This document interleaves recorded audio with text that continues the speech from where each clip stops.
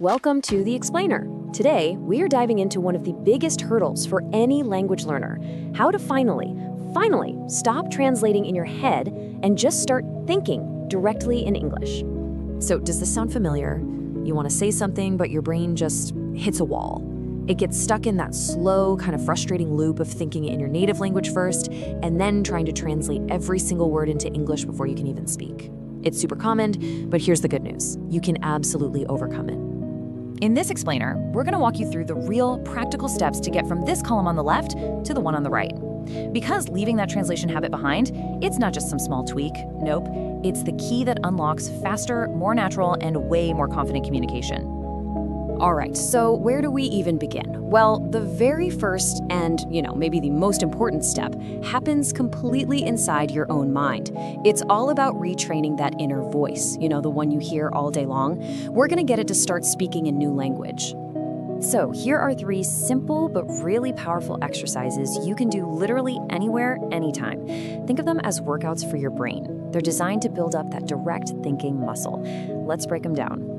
So instead of planning your day out in your native language, just try visualizing your routine and narrating it directly in English. Simple little thoughts, just like this one, are what build the foundation. And this is something you can do absolutely anywhere. Just look around you and describe what you see. But here's the trick. Do it in English, inside your head. It's a really low-pressure way to build that mental muscle without the stress of an actual conversation. And this brings us to the third exercise. Actually narrate your day to yourself in English. Yeah, it might feel a little strange at first, I get it, but having these small internal conversations, even super simple ones about what you're doing right this second, is an incredibly powerful way to make your thoughts active. So once you start training that inner monologue, how do you keep the momentum going? Well, the next step is to build a whole world around you that actually supports it. You've got to immerse yourself to reinforce that brand new thinking habit. The crucial point here is just consistency. It's about surrounding yourself with the language, making it a natural part of your daily life. Whether it's listening to music on your commute, using flashcards for new words, or writing just a couple of sentences in a journal, every small action reinforces the patterns your brain is trying to learn. And the key here is to not overwhelm yourself.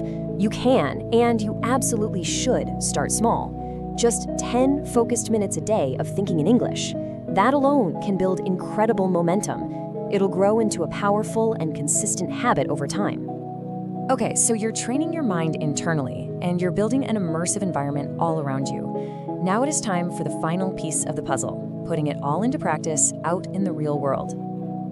This is such a critical mindset shift. Perfection is not the goal here. Progress is. Every single mistake you make when you're thinking or speaking in English isn't a failure. It's just a sign that you're learning and you're pushing your boundaries. That's a good thing. Finally, you've got to take your practice public.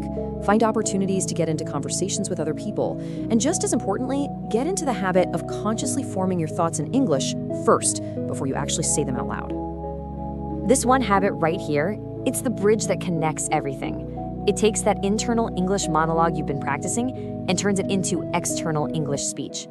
With enough practice, that conscious pause just disappears, and the whole thing becomes second nature.